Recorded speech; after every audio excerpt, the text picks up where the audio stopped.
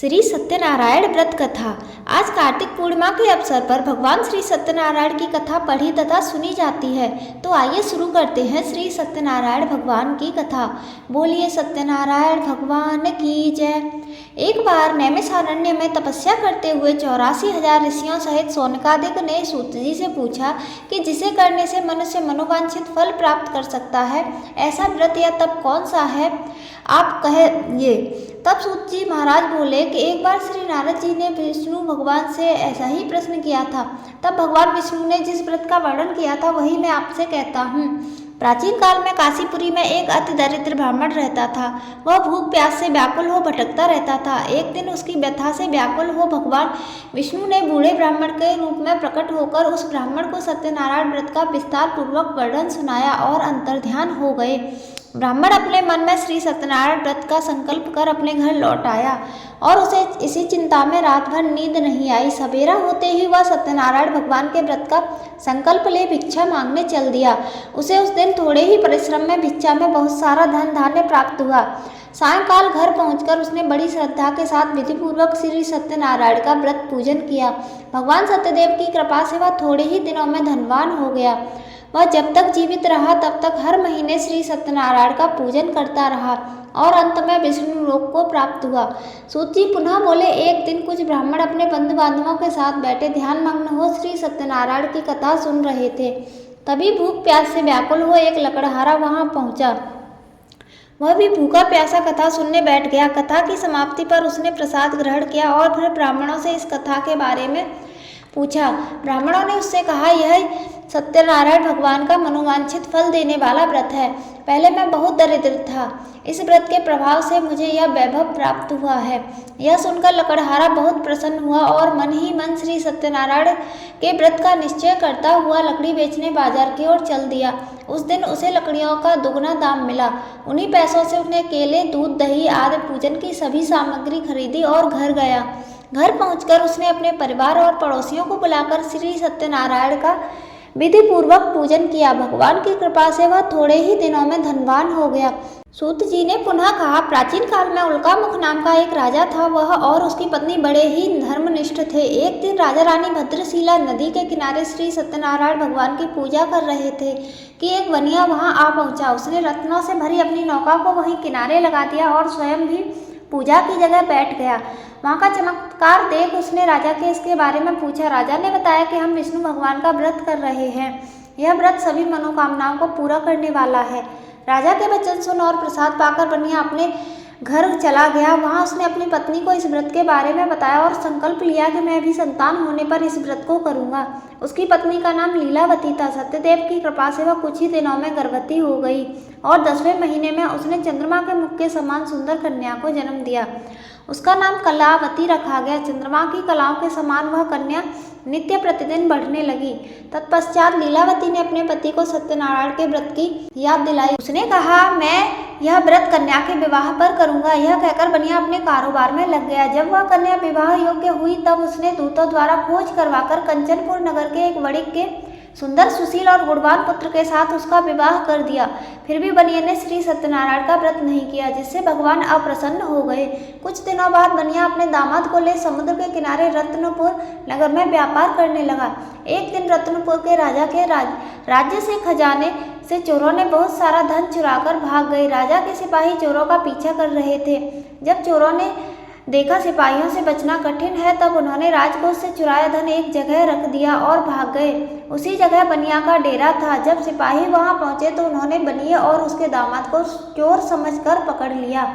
राजा ने दोनों को जेल में डालने का आदेश देकर उनका सारा धन राजकोष में जमा करवा दिया। श्री सत्यदेव के कोप से लीलावती और कलावती भी बड़े दुख से जीवन व्यतीत करने लगी।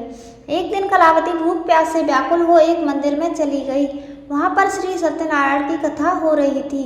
वहीं बैठकर उसने कथा सुनी और प्रसाद लेकर घर पहुंची। तब तक रात हो चुकी थी। माता के देरी का कारण पूछने पर उसने सत्यदेव की कथा की बात माँ को बताई और प्रसाद दिया। कलावती की बात सुनकर लीलावती को अपने पति की पूरी बात याद आ गई और उसने श्री सत्यदेव के व्रत का निश्चय किया। उसने अपने बंधु बांधवों को बुलाकर कथा सुनी और विनम्र भाव से भगवान से प्रार्थना की कि मेरे पति ने संकल्प करके जो आपका व्रत नहीं किया है, उसी से आप अप्रसन्न हुए हैं। अब कृपा करके उनका अपराध क्षमा करें। लीलावती की प्रार्थना से श्री सत्यदेव प्रसन्न हो गए और उसी रात उन्होंने राजा चंद्रदेव को स्वप्न में दर्शन देकर कहा कि प्रातःकाल होते ही दोनों बनियों को छोड़ दो और उनका सारा धन उन्हें लौटा दो, वरना पुत्र पौत्र सहित तुम्हारा सब राज्य नष्ट हो जाएगा। इतना कहकर भगवान अंतर ध्यान हो गए। राजा ने सवेरा होते ही दोनों बनियों को मुक्ति का आदेश दे उनका सारा धन उन्हें लौटा दिया और सम्मान पूर्वक उन्हें विदा किया। दोनों बनिए खुशी खुशी अपनी नौका लेकर चल पड़े। तभी श्री सत्यदेव भगवान दंडी स्वामी के रूप में उनके समीप आए और बोले, तेरी नौका में क्या है? बनिया ने हंसकर कहा, मेरी नौका में तो फूल पत्ती के सिवा कुछ भी नहीं है। दंडी स्वामी ने कहा, तुम्हारा वचन सत्य हो, और थोड़ी दूर जाकर समुद्र किनारे बैठ गए।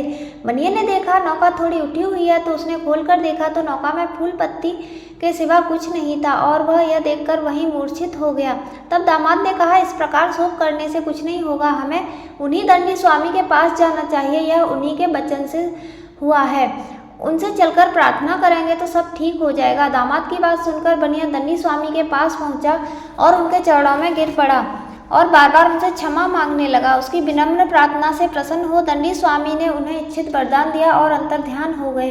बनिया ने नौका के पास जाकर देखा तो वह पहले की तरह रत्नों से भरी हुई थी।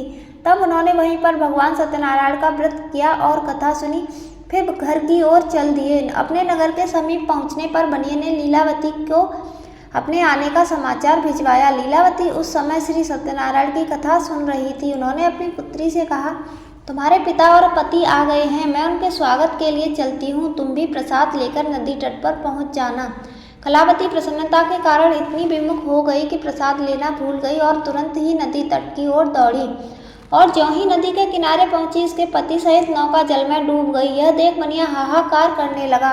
लीलावती भी दामाद के शोक में विलाप करने लगी और कलावती सती होने को उद्यत हुई। तभी आकाशवाणी हुई, हे बड़ी, तेरी पुत्री भगवान सत्यनारायण के प्रसाद का निरादर कर अपने पति से मिलने दौड़ी आई है।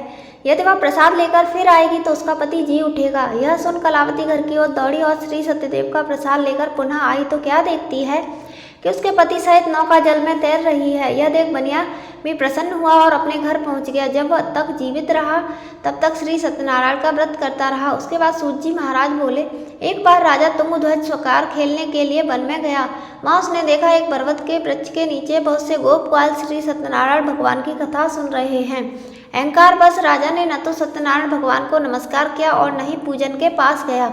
ग्वालियर राजा को देखकर स्वयं प्रसाद लेकर उसके पास आए तो राजा ने न तो प्रसाद लिया और महल की ओर चला गया। राजद्वार पर पहुंचकर वह देखता है कि पुत्र पौत्र सहित उसका सब धन नष्ट हो गया है। उसे वन की घटना स्मरण हो आई और उसने विचार किया कि श्री सत्यदेव के प्रसाद का निरादर करने के कारण मुझे यह दुख प्राप्त हुआ है। ऐसा सोचकर राजा पुनः वन में दौड़ा और सब गोपवालों के साथ मिलकर श्रद्धा भक्ति के साथ भगवान सत्यनारायण का पूजन किया और प्रसाद ग्रहण किया। उसके बाद जब घर लौटा तो उसके पुत्र पौत्रादि सब जी उठे और धन संपत्ति भी ज्यों की त्यों हो गई। तब से राजा जीवन भर समय समय पर श्री सत्यदेव का व्रत और पूजन करता रहा। बोलिए श्री सत्यनारायण भगवान की जय। इस प्रकार भगवान श्री सत्यनारायण की कथा पूर्ण हुई। कथा सुनने वाले और सुनाने वाले दोनों का भला। यदि वीडियो पसंद आई है तो कमेंट में जय श्री सत्यनारायण अवश्य लिखें। आप सभी का हार्दिक धन्यवाद। हरि बोल हरि बोल हरि हरि बोल, हरि बोल हरि बोल हरि हरि बोल।